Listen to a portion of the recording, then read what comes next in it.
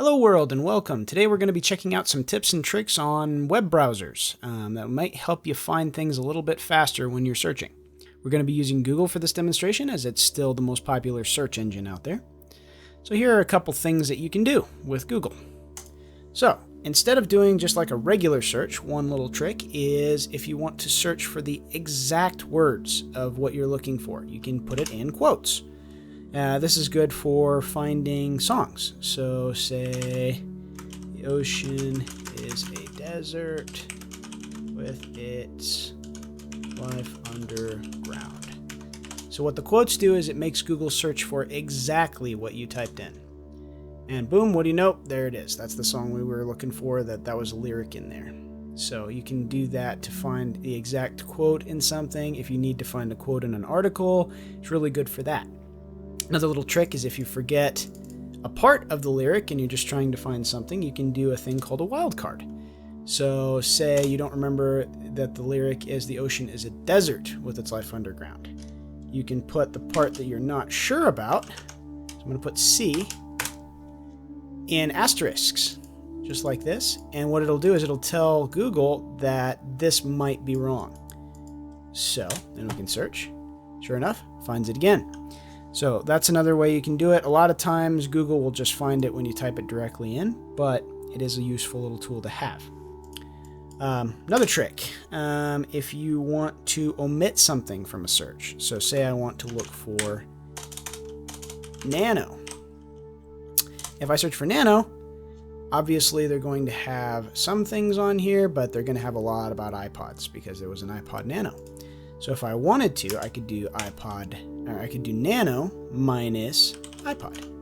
So what that'll do is it will take away all of the results that would have iPod in it.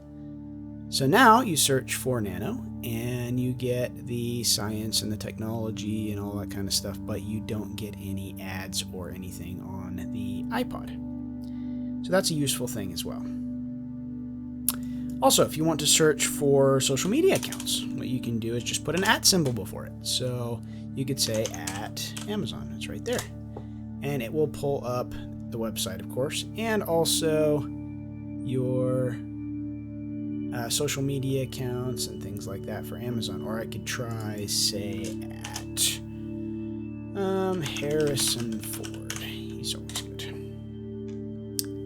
And boom, it'll pop up biography, news, and social media. Or you could say Home Depot, and it will pop up their website and all of their social media profiles, Pinterest, Facebook, etc. So it's a good little tool for searching social media things. Also, if you wanted to search for something at a specific site, you can do that. So say I wanted something on dogs, and I wanted it only to be from YouTube. I could say site, YouTube.com. That will search for dogs on only YouTube.com. And here is all of your YouTube results for dogs. Or say I wanted to do dogs and we're going to search it through Amazon.com. All of a sudden, you have all of your links are from Amazon. So that's a good way to search specific sites. It's also useful for shopping. So say I wanted to purchase a new mouse, and I wanted it to be between $20 and $60. You put a couple of periods in there, hit enter, and it will search for mouses that are between $20 and $60. So that's a good way to search for items in a specific price range. That being said, you can also search for all kinds of different things on tabs. There is reverse image search. So say I've wanted to find a picture of something and I was browsing, blah, blah, blah, like this mouse here. I can do search Google for this image. So if I did a reverse image search, it will search other websites and see where else this picture may have appeared. And as you can see, it was on this blog, this jax.org, all kinds of different places. So that's a reverse image search. Cool thing about that too is, say you're in the images tab right over here and you looked up a mouse. You can do all kinds of different things to narrow down your results. So click on tools here. You can search by a color if you want mouses in red or that have a red background to it. You can search for transparency if you're trying to do some photo editing. You can search by usage rights, so you can reuse it in your website, non-commercial, things like that.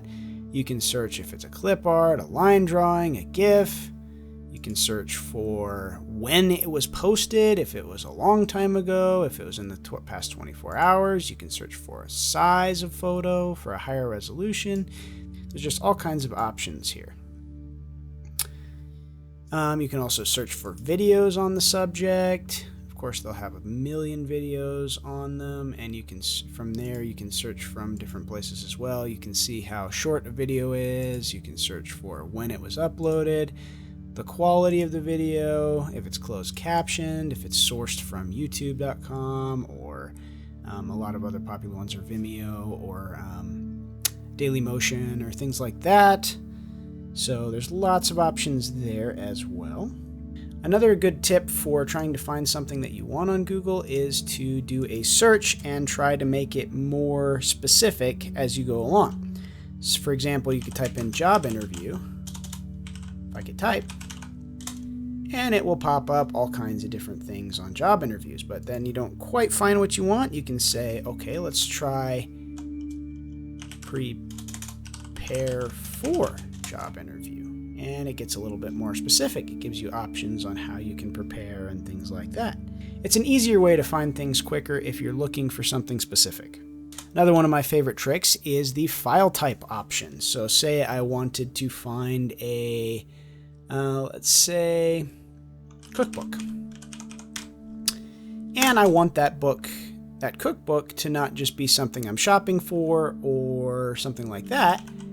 I can type in file type PDF, and what that'll search for is any kind of PDF documents that have cookbook in there. So I can find this PDF here, Healthy Delicious Eating Recipes, and this will be a file that is a PDF that you can go through and print or whatever. That being said, you can do any type of file that you want. You could search for PDF documents. You could search for MP3 files if you wanted music. You could search for MP4 files. You could search for doc files if you're looking for a specific document.